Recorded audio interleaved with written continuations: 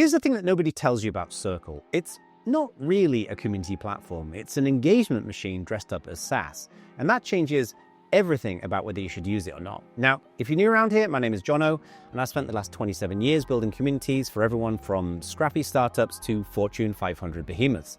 And I've watched hundreds of companies throw tons of money at shiny platforms thinking that software alone will conjure engagement out of thin air.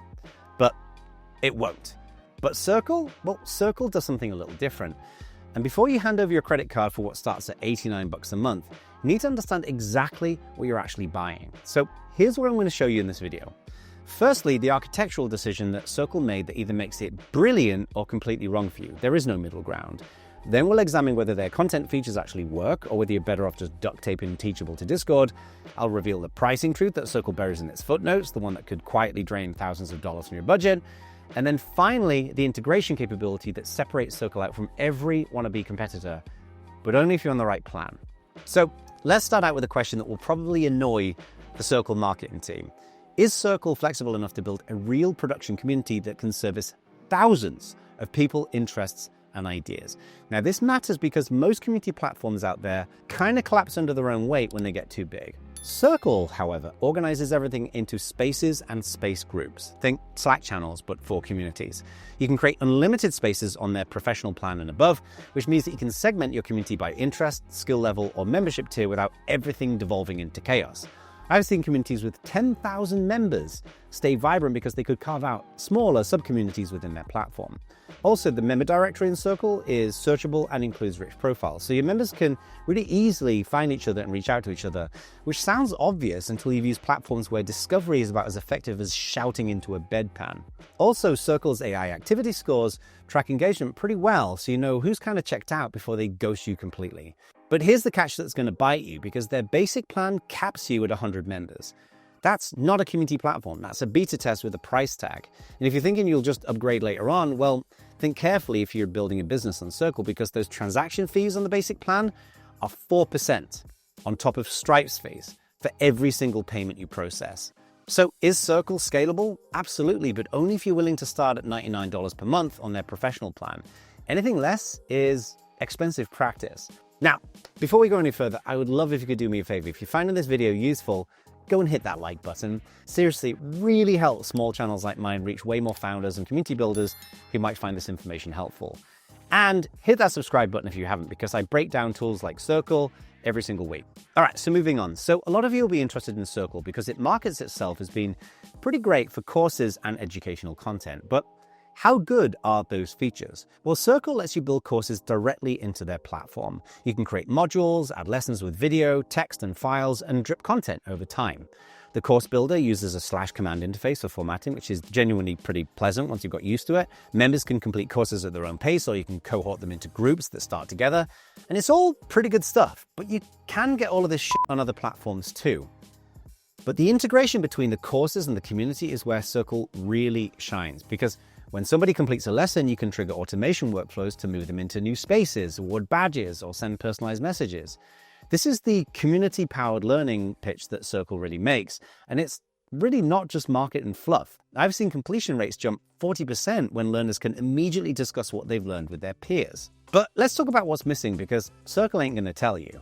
Firstly, there's no native quiz functionality. If you want to assess learning, well, you're building workarounds. Video hosting is included, but the live streaming quality is, and let's be diplomatic here, not broadcast grade. Multiple users have complained that the audio and visual quality really doesn't compete with Zoom. So you're streaming to your community, but not really hosting a professional webinar.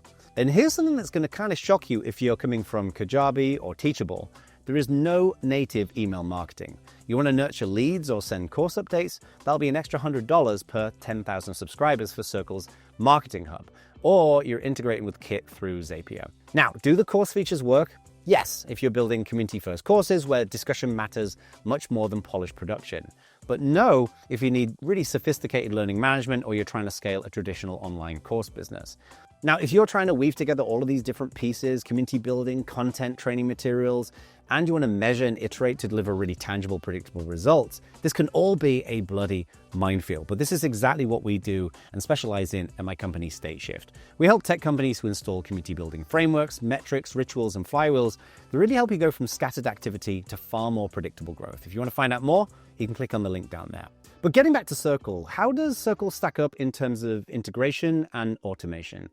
Well, this is where Circle really separates itself from platforms like School, which is essentially a walled garden with decent gamification. You see, Circle's got a public API that's available on the business plan and above. Now, this is not some neutered webhook system.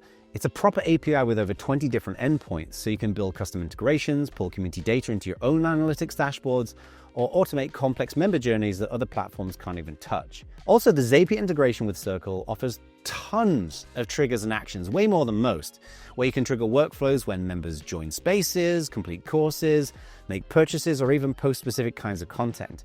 Every trigger becomes an opportunity to automate repetitive community management tasks that would otherwise consume your entire week. This is the kind of thing that we do at StateShift, where we help companies build these kinds of automated community systems that really cut their time to results in half. Because honestly, most companies are manually doing work that really should have been automated 3 years ago. And Circle is amazing at this. But, and this is really crucial to point out, the API and advanced automation features, well, that's business plan territory. That's $219 a month. If you're a professional, you're stuck with basic Zapier triggers and whatever you can cobble together yourself. Now, the native workflows features on the business plan is actually kind of impressive. You can create if this then that automations entirely within Circle. You know, a member completes a course module, automatically add them into an advanced space or send a personalized message. Or let's say someone's inactive for 30 days, you trigger a re-engagement sequence. This is the kind of automation that really makes communities feel personal at scale. So their integration and automation features are exceptional, but only if you're paying for them. Below the business plan, you're kind of in a bit of a no man's land between too simple and too expensive.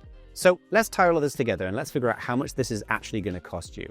Now, Circle markets itself as starting at $89 per month, but that number is about as realistic as a fitness influencer's before photo.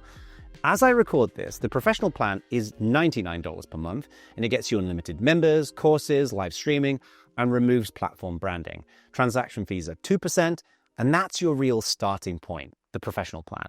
The business plan is $219 per month. It adds workflows, custom profile fields, API access, and drops transaction fees down to 1%. Enterprise is at $399 per month and gives you priority support and white-labeled emails. Then the Circle Plus. Now, this is custom pricing, but budget around $30,000 a year. This gets you branded iOS and Android apps published under your name in the app stores, fully maintained by Circle. And for comparison, Kajabi offers a similar service for branded apps, but it's only $199 a month. Circle charges more than most startups' entire SaaS budget.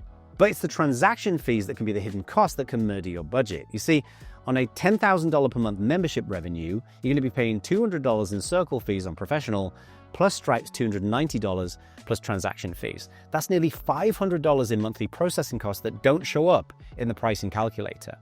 And remember, those add-ons stack up. Want extra moderators? $10 each. Extra live streaming hours? $50 per 10 hours. Marketing Hub? Another $100 minimum.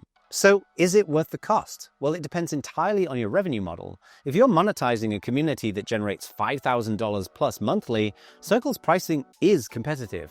If you're building a free community or just starting out, well, you're subsidizing Circle's growth with your credit card. But overall, taking all of this into account, is Circle any good? Well, here's the unvarnished truth.